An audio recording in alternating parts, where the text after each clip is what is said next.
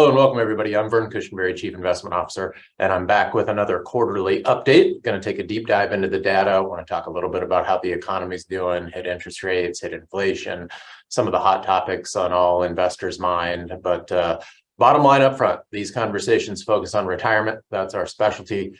And the formula for successful retirement outcomes doesn't change quarter to quarter, doesn't change month to month, it doesn't change day to day. By and large, what we discuss in these quarterly videos falls underneath the broad category of normal volatility, and it's important that we take these things in stride. And I see nothing this quarter that would cause us to deviate from that stay the course, tried and true wisdom. So if that's what you needed to hear, you have my permission to go ahead and check out for the quarter. I'll be back again with another quarterly video in 3 months. This quarter was a good one for stock markets. Stock market was up 8%, international up 3%, and then bonds were about flat on the quarter. If we look at a broader picture here, you can see what happened in the last year. Equity markets have broadly rebounded from the pullback that was COVID. In the wake of COVID, you can see domestic stocks up 19, international stocks up 17. But even the bond market in the last year has been roughly flat between US and global. And if you pan out 5 years, we're still getting positive returns in the bond market and 11% returns in the US stock or in the global markets. This is our focus. Let's look at inflation. Everybody feels it. Inflation is everywhere. You can see here from this chart that it peaked out close to 9% last year and has rebounded significantly, which is good news from the standpoint of the Federal Reserve and policymakers. They have been very aggressive with their interest rate rising cycle. That's the primary tool used to fight inflation. And you can see that on this next chart here. This is the Federal Reserve's response to those rising inflation numbers. They have embarked on one of the most aggressive interest rate rising cycles of certainly my career, now over 5%. So that's another point I wanted to be sure and mention this quarter was we were talking with a lot of investors about the return they're getting on their cash accounts. Historically, cash was yielding near zero. Well, that's not the case anymore. We now have money market funds that are returning 4.5%, 5% for investors. So if you have cash sitting on the sidelines or you have an emergency fund that serves that purpose for your portfolio, now's the time to be reconsidering the yield on that.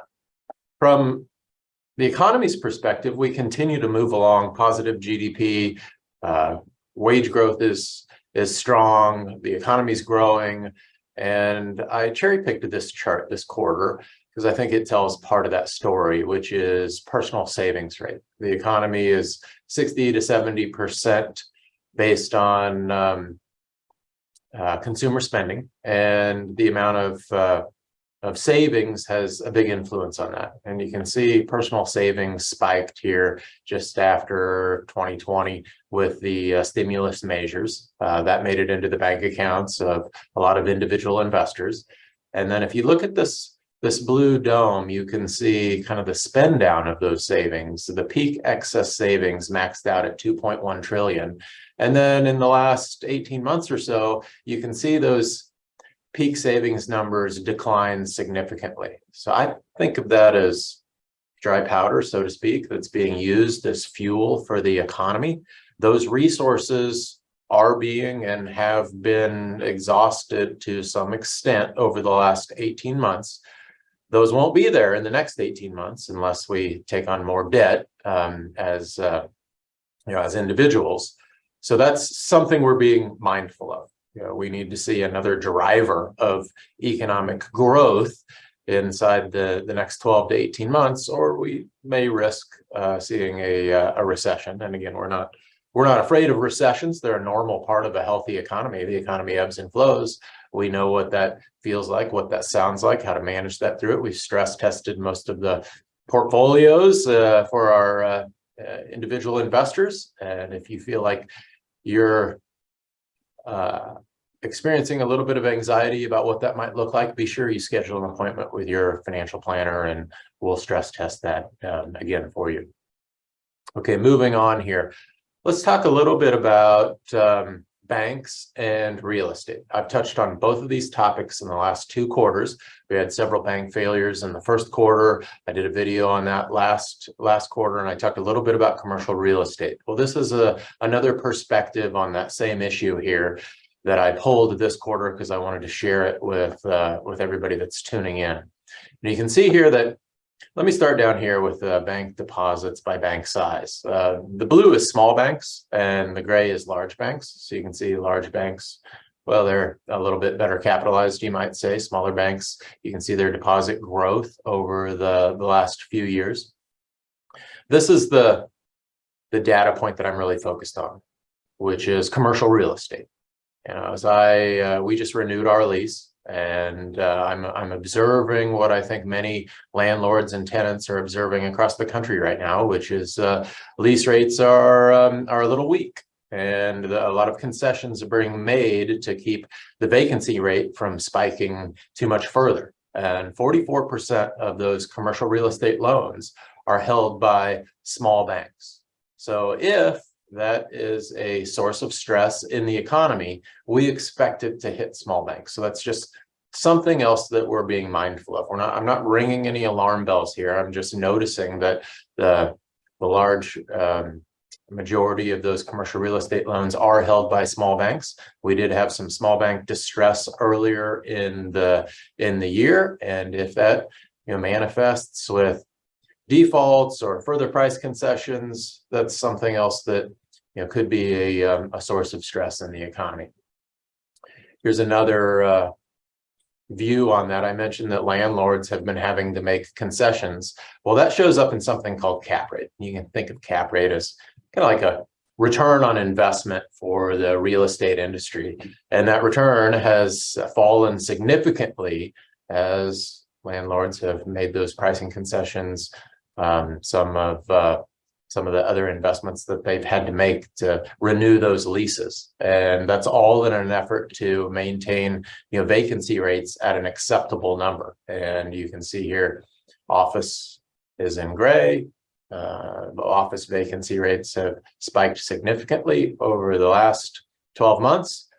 But again, there are no alarm bells going off here. We've seen these rates in the past, and we know how to manage through that type of scenario in the economy. So this is federal debt. I'm looking at federal finances here, and I measure federal finances in terms of total debt relative to the size of our economy.